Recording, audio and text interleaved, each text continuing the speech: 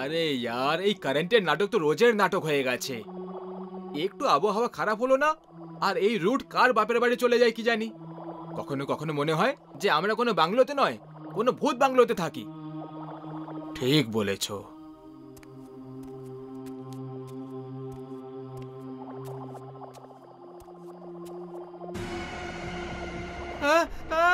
ভূত ভূত! আরে আরে জয়, কোনো ভূত নেই, কেউ নেই এখানে। আরে কোনো ভূত নেই, কেউই নেই এখানে।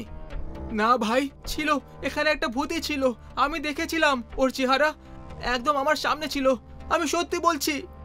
এক নম্বরের ভীতু তুই। কেউ নেই এখানে। কি জানি নিজের খেয়ালে কি কি দেখে ফেলে। চল ভাই, এবার ভেতরে চল। অনেক কাজ বাকি পড়ে আছে। হাত মুখ ধুতে হবে, রান্না করতে হবে, তারপর খেতে হবে। চল।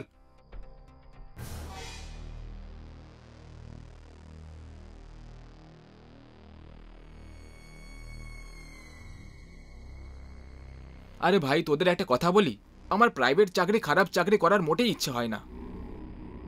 চাকরি করার ইচ্ছে তো আমারও হয় না, কিন্তু কি করি, করতে তো হবেই। আবে গাধা, যদি চাকরি না করিস তাহলে কামাবি কি আর খাবে কি? আর বাড়ির লোকেদের টাকা কি করে পাঠাবি?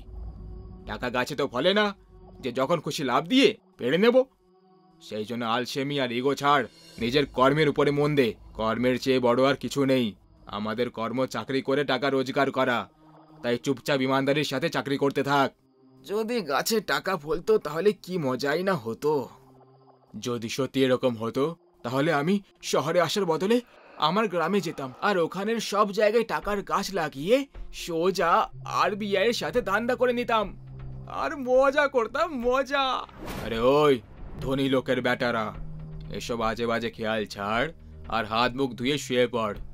সকালে অফিসেও যেতে হবে। তোমরা যাও, আমি একটু বাইরে হাওয়া খেয়ে আসছি। আজকে একটু বেশি খেয়ে ফেলেছি।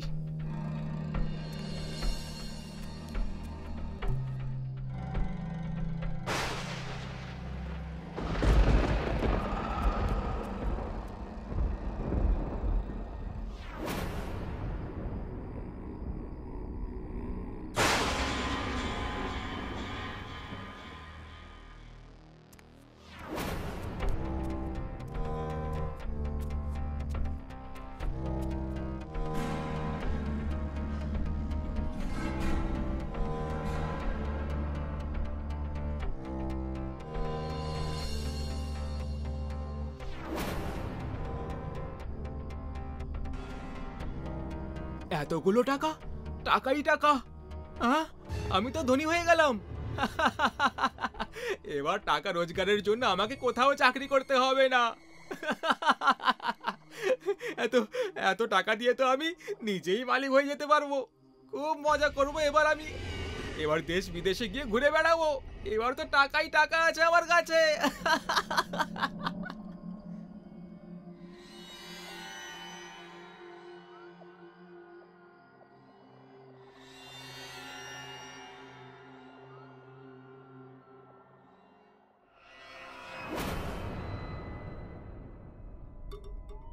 আবে এর কি হলো? এখনো রেডি হসনি কেন? অফিস যাবি না নাকি? না, যাব না। এই চাকরি টাকরি আমার দ্বারাই হবে না। সেই জন্য আমার এই রেজিগনেশন বসের মুখে ছুঁড়ে মারবি।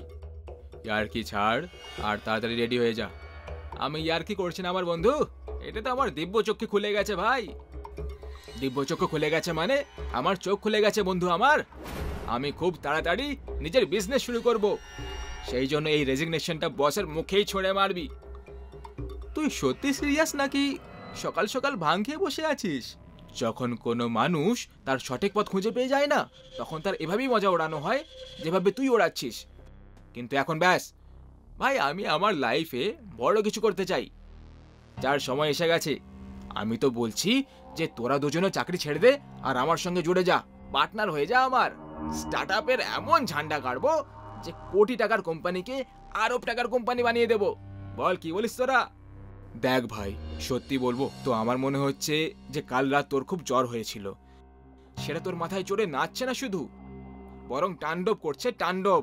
তুই আজকে আরাম কর আর ভালো করে ভাব যে তুই আজ কি বলছিস।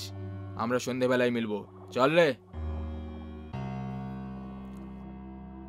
Hello, Bombay hotel. আপনার ওখানে যতগুলো চিকেন আর পনিরের আইটেম তৈরি হয় সব কিছুর এক একটা প্লেট, আর তার সাথে chocolate ice cream, gulab jamun, orange juice, malai lassi তাড়াতাড়ি হোয়াইট হাউস রোডে বাংলো নম্বর 1-এ পাঠিয়ে দিন।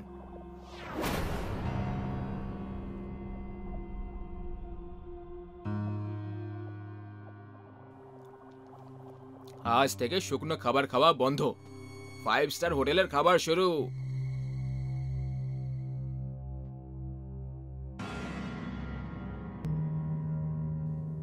বাহ, কি দারুণ খাবার ছিল, দারুণ মজা হলো। পেট পুজো তো হয়ে গেল, এবার একটু শপিংও করা যাক।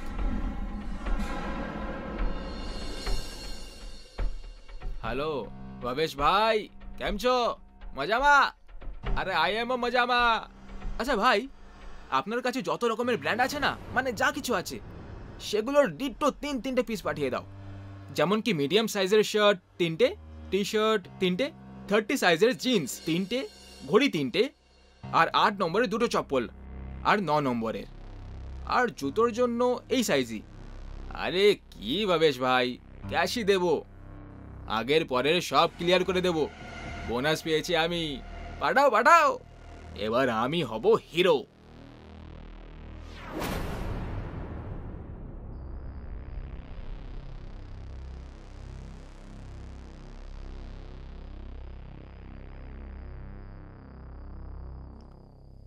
এই নতুন জুতো চপ্পল আর কাপড় দেখে তো সুভাষ আর জয়ও খুব খুশি হয়ে যাবে। টাকাও কি দারুণ খেলা খেলে মাইরি, কামাল করেই টাকা, यार কামাল করে দেয়। আরে টাকা এলো না আর সোফাও নিজের রং দেখিয়ে দিল। এক্ষুনি ঠিক করছি এই সোফার বাচ্চাকে। Hello, Agarwal furniture? একটু এদিকে, একটু ওদিকে, ব্যাস ব্যাস ব্যাস, এটা ঠিক আছে। হ্যাঁ, এই নাও টাকা, আর এই 500 টাকা আমার তরফ থেকে টিপ। Thank you.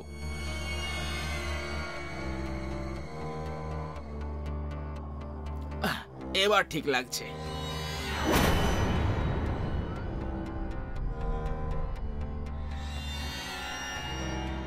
আবে ওই, এই দুজন নমুনা কারা ছিল? আরে এসো এসো আমার বন্ধুরা, তোমাদেরই অপেক্ষা করছিলাম আমি।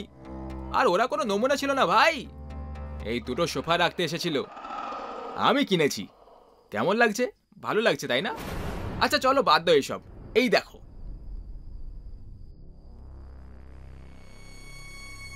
আবে কি রে এইসব, আর এতগুলো জিনিসপত্র কার? কিছু আমার আর কিছু তোমাদের দুজনের। আমাদের? অবাক হওয়ার কোনো দরকার নেই, আর না টেনশন নেওয়ার দরকার আছে, সব ক্যাশে নিয়েছি। তোর কোনো লটারি লেগেছে নাকি রে?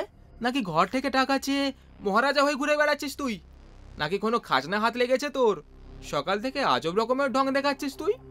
আরে আমার ভাই, তোমাদের যা ভাবার ভাবতে পারো, আর নিজের নিজের জিনিস নিয়ে এনজয় করো। অমর, সত্যি করে বল, তুই কোনো চোরে গ্যাং জয়েন করে নিসনি তো? মানে এই সব কিছু তুই চুরির টাকা কিনেছিস তাই না? করে দিলে তো ইনসাল্টের অপমান ভাই। ভালো করে দেখো ভাই, আমার এত সুন্দর বাচ্চা চেহারাটা, আমাকে দেখে কোনো অ্যাঙ্গেল থেকে চোর মনে হচ্ছে তোমাদের? হ্যাঁ না তো তাহলে?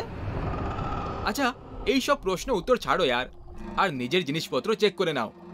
ফিটিং উইটিং ওপরে নিচে হলে তাহলে বদল করে নেব। এত কড়া কড়া নোট যে দিয়েছি। আরে বসো ভাই यार।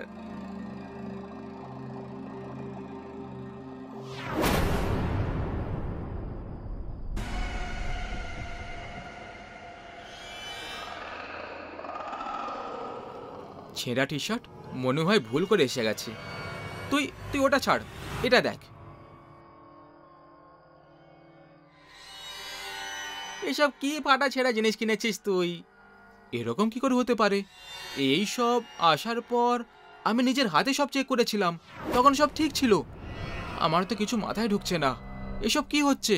আবে এটা যদি তোর ইয়ার্কি হয়ে থাকে তাহলে খুবই খারাপ ছিল। আর এই বেকার ইয়ার্কি করার জন্য ঘরে ছিলি আজকে, তাহলে কাল প্লিজ গিয়ে ডাক্তারকে দেখিয়ে আয়। তোর মাথা সত্যি সত্যি ঠিক লাগছে না। বাই দ্য ওয়ে, জয় আর আমি বাইরে খাবার খেয়ে এসেছি, তুই নিজেটা দেখে নে। আমি এবার শুতে যাচ্ছি।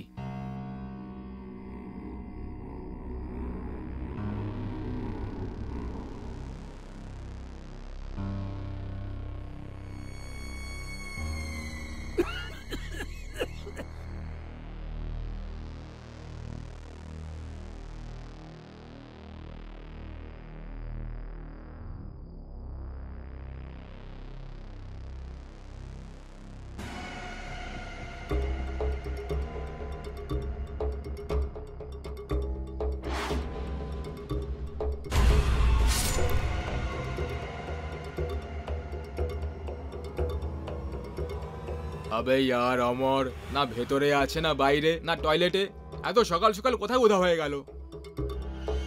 বাদ দে না ভাই, আজকে তো আমাদের টার্ন পরিষ্কার করার, সেটাই করে চলে যাই না यार।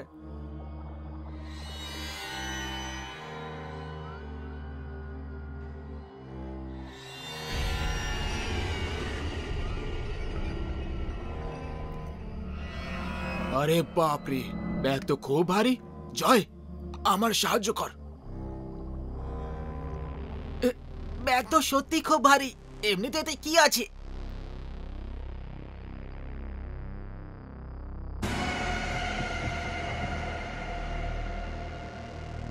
এতগুলো টাকা? এবার বুঝেছি, হারামি অমর এই টাকাগুলোর জন্য এত লাফালাফি করছিল। কি জানি কোথা থেকে চুরি করে এনেছে ও।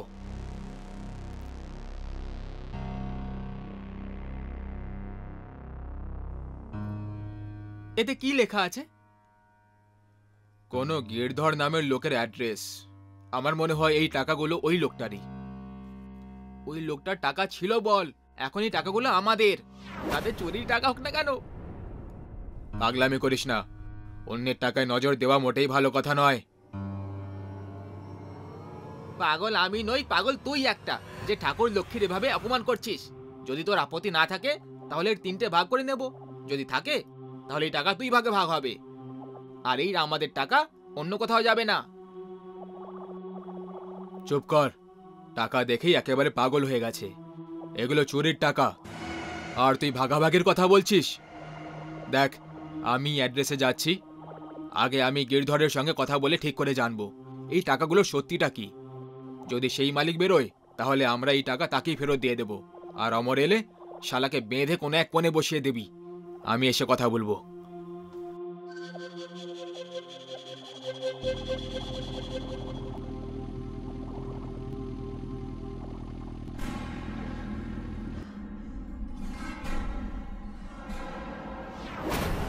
আগে বলুন, কাকে খুঁজছেন আপনি? আপনার নাম কি গিরধর? আগে আমি গিরধর, বলুন। গিরধর বাবু, আমরা একটা ব্যাগ পেয়েছি, ওই ব্যাগে আপনার অ্যাড্রেস লেখা ছিল, তাই আমি এখানে চলে এলাম। যদি আপনি ওই ব্যাগের রং আর তাতে কত টাকা ছিল বলে দেন তাহলে আমি সেটা আপনাকে ফিরিয়ে দেব। ভেতরে এসো, বসো। ওই ব্যাগটা কালো রঙের, তাই না? আগে মানে ওটা আপনারই ব্যাগ? তুমি ওই কালো ব্যাগটা ওই ঘরে পেয়েছো হবে, যেখানে আমার মেয়ে রাগিনী আর জামাই শেখর ছিল। শেখর আমার মেয়ের জীবনটাকে একেবারে মুশকিল করে দিয়েছিল। 1 নম্বরের লোভী বাজে একটা লোক ছিল, প্রত্যেক দিন টাকার জন্য আমার মেয়েকে ধরে মারতো।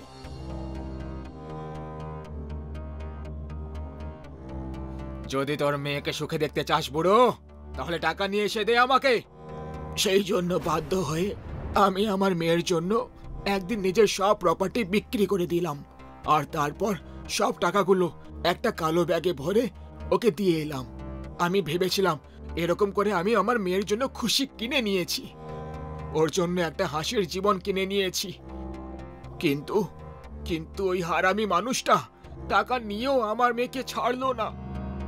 ও আমার মেয়েকে মদের নেশায় মেরে দিল, আর পুলিশকে টাকা খাইয়ে ওর মৃত্যুকে অ্যাক্সিডেন্ট বানিয়ে বেঁচে গেল। গিরধর বাবু, যদি আপনার এই কথাটা ঠিক হয়, আমার বন্ধু অমর উধাও হয়ে গেছে, আর কাল থেকে ওর যে ব্যবহার দেখেছি সেটা দেখে তো এটাই লাগছে যে ও ওই ব্যাগটা পেয়ে গেছে। গিরধর বাবু, আপনি তাড়াতাড়ি চলুন, না হলে আমার বন্ধু জয় মরে যাবে। চলুন তাড়াতাড়ি।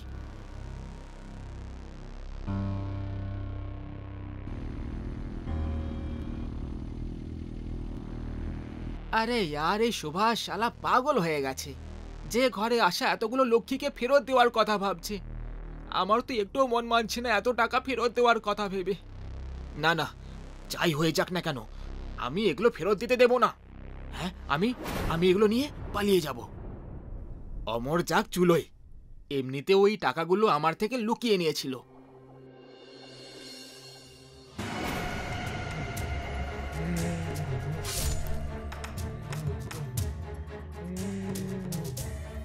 জয়,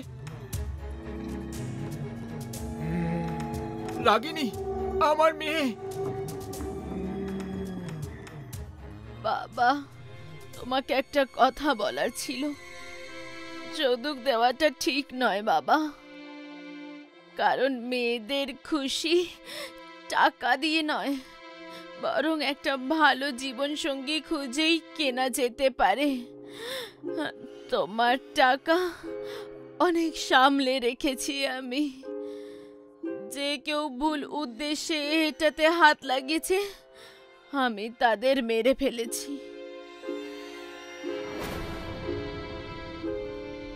আমার সোনা রাগিনী, আমাকে ক্ষমা করে দে মা।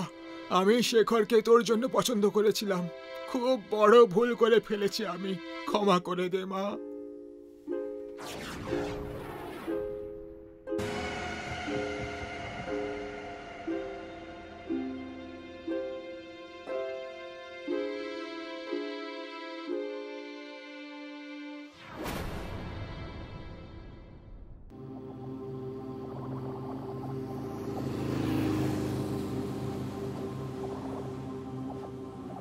জয়, বাইক দাঁড় করাও। কি হয়েছে? দাঁড়াও না। আরে বলো আগে। উফ বাবা, তুমি দাঁড়াও না। তুমি জানো এখানে পাশেই একটা ভালো কুলের গাছ আছে, সেই কুলগুলো কিন্তু খুব মিষ্টি। চলো না কটা কুল পেরে নিয়ে তারপরে যাই। আরে বাবা, এত রাতে এই সমস্ত কাজ কে করে? যদি জন্তু জানোয়ার চলে আসে? আমরা কাল সকালে আসবো। কাল না, আমি আজকে এক্ষুনি পারবো। ওকে বাবা, লেটস গো।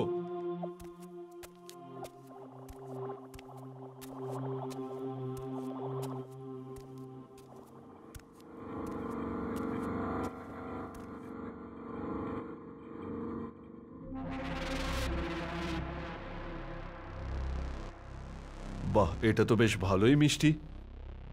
আহ, কি হলো? কাঁটা ফুটে গেছে। দেখি আমি।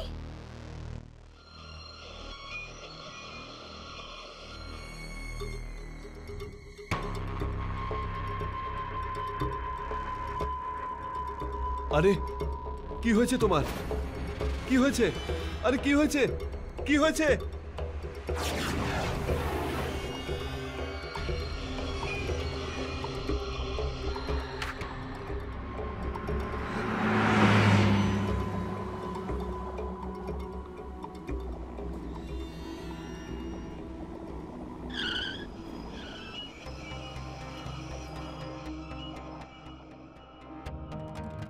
বাঁচাও, বাঁচাও, ভূত, ভূত, বাঁচাও, বাঁচাও, বাঁচাও।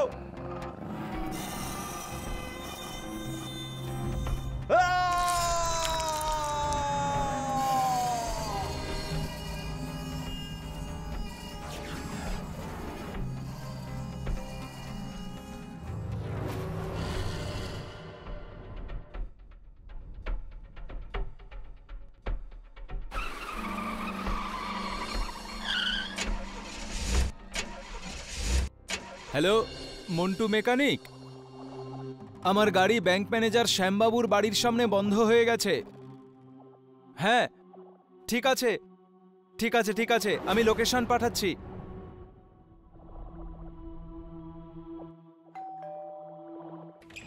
আরে ডক্টর কিশোর, আমার ভাই, এসো এসো, ভিতরে এসো।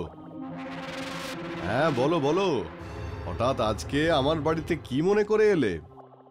আরে কিছু না শ্যাম, আসলে আমি বাড়ি যাচ্ছিলাম, কিন্তু আপনার বাড়ির সামনে আমার গাড়িটা খারাপ হয়ে গেল, তাই এখানে চলে এলাম। তার মানে গাড়িটা খারাপ না হলে তোমার বন্ধুর বাড়িতে তুমি আসতে না? সেরকম কিছু নয় বন্ধু। তাহলে ব্যাপারটা কি? তোমাকে দেখে চিন্তিত মনে হচ্ছে, কি হয়েছে তোমার?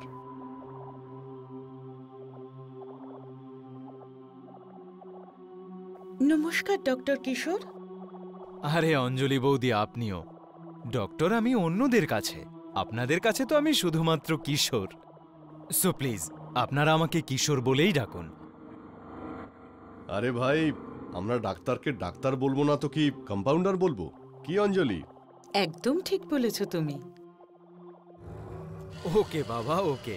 আপনারা জিতেছেন, আমি হেরে গেছি। আপনাদের যা বলার আপনারা বলুন।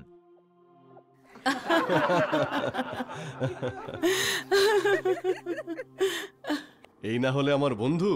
তবে কিশোর, আমি আর অঞ্জলি তোমার ওপর খুব রেগে আছি। কেন? কেন মানে কি? তুমি আমাদের সঙ্গে দেখা করতেই আসো না। তুমি শুধু ফোন করলেই বলো আজকে যাব, কালকে যাব। কি কি বলি বলুন তো, যবে থেকে আমি সিনিয়র ডক্টর হয়েছি অন্যদের সাথে দেখা করা তো দূরস্থ, ঠিকমতো খাওয়া দাওয়া করারও সময় পাচ্ছি না। তার উপর আবার অপারেশনের এত কেস, একটুও সময় নেই। বাবা, মা,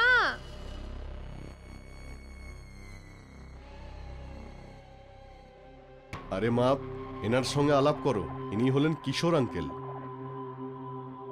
নমস্কার কিশোর আঙ্কেল। নমস্কার। রিমা মা, তোর তো কাল আসার কথা ছিল, তাহলে আজ হঠাৎ করে?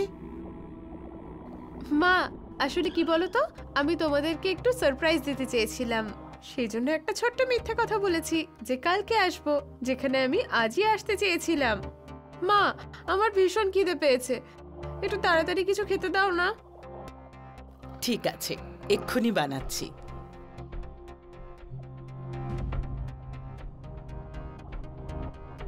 শ্যাম, এই মেয়েটিকে? আপনার মেয়েকে তো ছোটবেলায় আপনি আর অঞ্জলি বৌদি মেরে দিয়েছিলেন, তাই না? না ভাই, আমাদের সাহস হয়নি একটা ছোট্ট মেয়েকে মেরে ফেলার। শ্যাম, আপনারা সেদিন এই মেয়েটিকে না মেরে খুব বড় ভুল করে ফেলেছেন। কিন্তু ভাই, কাউকে মেরে ফেলাও তো পাপ। হ্যাঁ, কিন্তু শয়তানকে মারা কোনো অপরাধ নয়। দেখো, ও হলো আমার আর অঞ্জলির একমাত্র মেয়ে, আমাদেরই রক্ত। আর মা বাবা নিজের মেয়েকে কি করে মারতে পারে? এটা ভুলে যাবেন না, ও আপনাদের মেয়ে হওয়ার আগেও একটা শয়তান বেড়াল। ভুলে গেছেন? ও জন্মাবার আগে আপনার বাড়ির আশেপাশে দিন রাত বেড়াল ঘুরে বেড়াতো, বেড়াল কাঁদতো। তখন আমিই তো বলেছিলাম যে বেড়ালদের 9টা জীবন হয়, কিন্তু কোনো বেড়াল যদি তার আগের 8টা জীবন সে সম্পূর্ণভাবে কাটিয়ে ফেলতে পারে, আর সেই সময় সে যদি অসুস্থ হয়ে কিংবা অ্যাক্সিডেন্টে না মারা যায়, তাহলে তার শেষ জন্ম মানে 9ম জীবন একজন মানুষ হিসেবে সে কাটায়। আর একবার তার মুখে যদি মানুষের রক্ত লেগে যায়, তাহলে সেই ভূত বেড়াল সেজে মানুষ শিকার করতে থাকে। আর দুর্ভাগ্যবশত আপনাদের মেয়ে এমনই একজন বেড়াল, আর তার মুখে রক্ত লেগে গেছে। মানে আপনি কাল বলেছিলেন না যে আমি এত চিন্তিত কেন? শুনুন, এটাই হলো আপনার মেয়ের সত্য। তুমি বলছো তুমি অন্ধকারে ওকে ভালো করে দেখতেই পাওনি, তাহলে তুমি শিওর হয়ে কি করে বলছো যে ও রেবাই ছিল? মুখ হয়তো দেখতে পাইনি, কিন্তু ওর পরে থাকা পোশাক আমি দেখেছি, আর সে ঠিক ওরকমই পোশাক পরেছিল যেরকমটা রেবা পরে আছে এখন। আমি তোমার কথা বিশ্বাস করি না, আমার মেয়ে কাউকে মারতেই পারে না। দেখুন বন্ধু, আমি আপনার ফিলিংসটা বুঝতে পারছি, কিন্তু যা সত্যি সেটা সত্যি। সম্ভব হলে ওকে ছেড়ে দূরে কোথাও চলে যান। কাকে ছেড়ে দূরে যাওয়ার কথা বলছো তুমি কিশোর আঙ্কেল? কারোর সাথে তো না মা। এই নাও, তোমাদের জন্য রইল গরম গরম আদা দেওয়া সুন্দর চা। এবার আমি চললাম কিচেনে মাকে একটু সাহায্য করতে। বন্ধু, আপনার মেয়ে যদি আমাদের কথা শুনে ফেলে তাহলে অনর্থ হয়ে যাবে। তুমি টেনশন নিও না, ও নিশ্চয়ই শোনেনি। তুমি চা খেয়ে নাও। ক্ষমা করবেন বন্ধু, আমায় এখন যেতে হবে। বাঁচাও, বাঁচাও!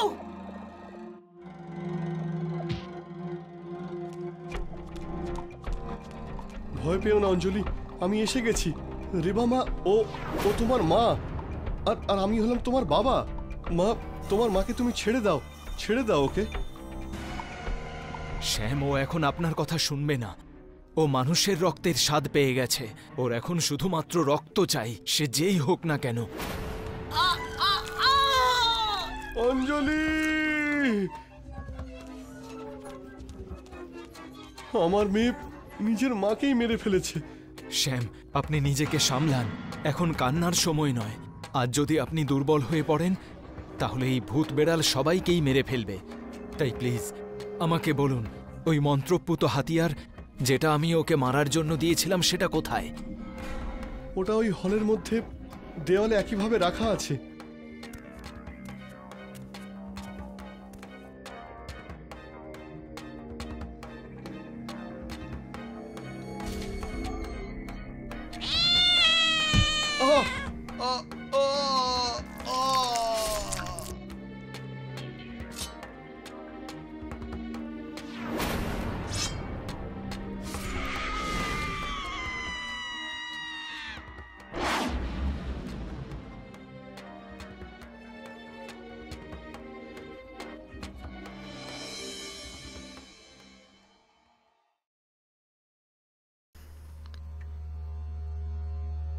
এই পৃথিবীতে প্রত্যেকটা জিনিস ভোগ করার জন্য তৈরি হয়েছে, কিন্তু কিছু জিনিসের সুখ ভোগার জন্য মানুষ এই ছোট শরীরে একটা বড় আকারের লোভ পুষে নেয়।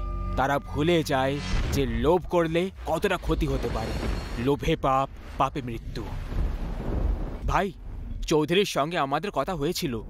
সে সরকারি সড়কের নকশা দেখিয়েছিল আমাদের। আরে কোনো কাজের কথা জানতে পারা গেছে নাকি সব ফুসকি বম বেরোলো? ফুসকি বম না ভাই, হাত গোলা বেরিয়েছে, তাও আবার অনেক বড় রকমের। সরকারি সড়ক, গ্রামের শেষ দিকে যে ওই দয়ানন্দ থাকে না, ওর জমি থেকে বেরোচ্ছে। আর এটাই নয় ভাই, তার জমির প্রায় 10 একর জমি ইন্ডাস্ট্রিয়াল করিডোরে আসবে বলছে। দয়ানন্দের নাতি তো শহরে থাকে, তাই না?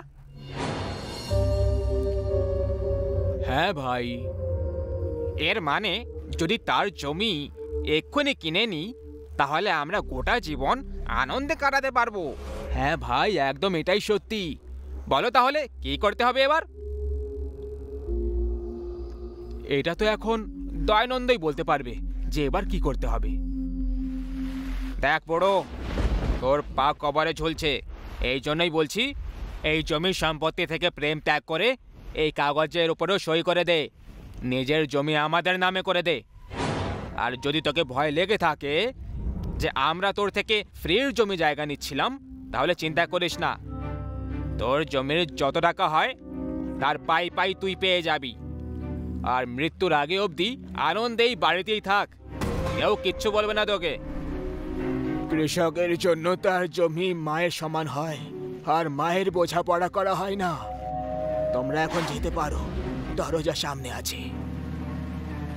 কাকা, বুড়ো হাড়গুলোকে যৌবন রক্তের মতো টকবক করা উচিত না, হাড় ভেঙে যাওয়ার ভয় থাকে। এখন নিজের ডায়লগ বাজি বন্ধ কর আর চুপচাপ সই করে দে।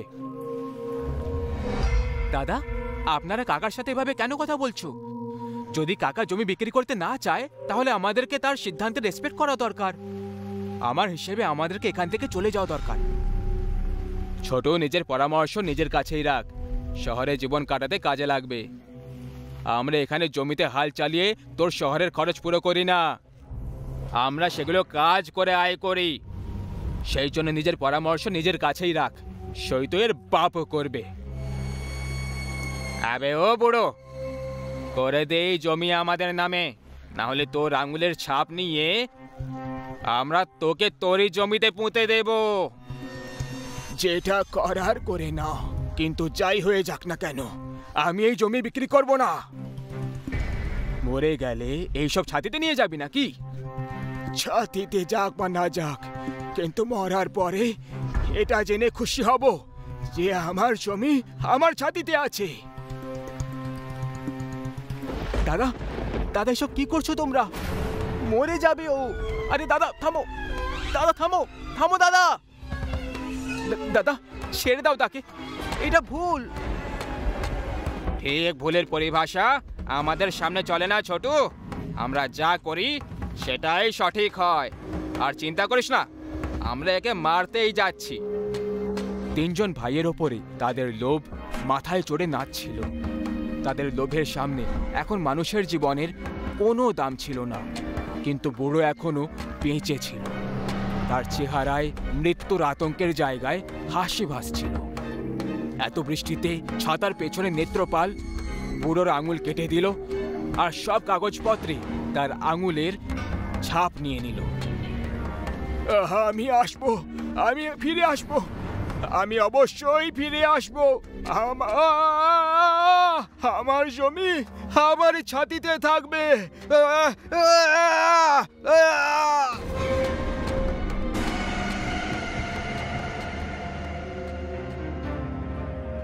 ভাই, আজ মদের প্রত্যেক গ্লাসের সঙ্গে দয়ানন্দের কথা মনে পড়ছিল। গত বছর যখন আমরা ওর জমি কেড়ে নিয়েছিলাম, তখনও এরকমই আবহাওয়া ছিল। শালা কি বলছিল? আমার জমি আমারই ছাতিতে থাকবে।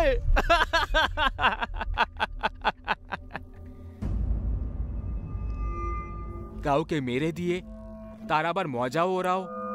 কত বাজে তোমরা সবাই। এই জীবন একটা জঙ্গলের মতো ছোট, যেখানে বাঘ সব সময় দুর্বলদের খায় আর কখনো এর জন্য দুঃখ পায় না। তোর চিন্তার সূচ অযথা একটা জায়গায় আটকে গেছে ছোট, আগে এগো আগে। কিন্তু ভাই, ওই মরে যাওয়া হাড়গুলো একটা আরো কথা বলেছিল, আমি ফিরে আসবো, আমি ফিরে আসবো, আমি অবশ্যই ফিরে আসবো। যদি সে সত্যি এসে যায় তখন?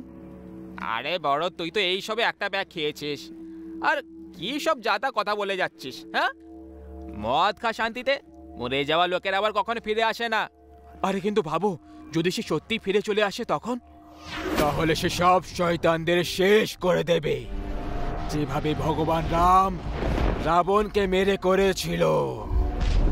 আমি বলেছিলাম না যে আমি ফিরে আসব? আমি এসে গেছি তোমাদের সবাইকে নিয়ে। না না, এটা হতে পারে না। কিন্তু কিন্তু এ তো মরে গেছিল রে ভাই। প্রাণ বাঁচাতে হলে পালাও।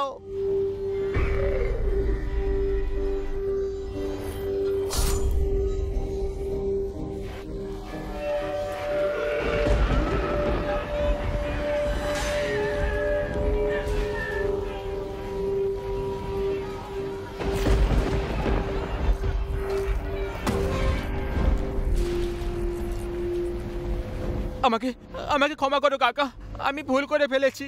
আমি তোমাকে তোমার পুরো জমি ফিরিয়ে দেব। আমি আমি তোমাকে আরো 10 একর জমি দিয়ে দেব। শুধু আমাকে মেরো না। মৃত্যুকে সামনে দেখে তোর মতো সমস্ত লোভী মানুষ মৃত্যুকেও টাকা দিয়ে কেনার চেষ্টা করে। কিন্তু পাগলা, এই ডিলটা দেওয়ার আগে একবার এটা তো ভেবে নিতিস যে এই জমির এই মরে যাওয়ার লোকটা এখন এটা নিয়ে কি করবে? বল, কি করবে?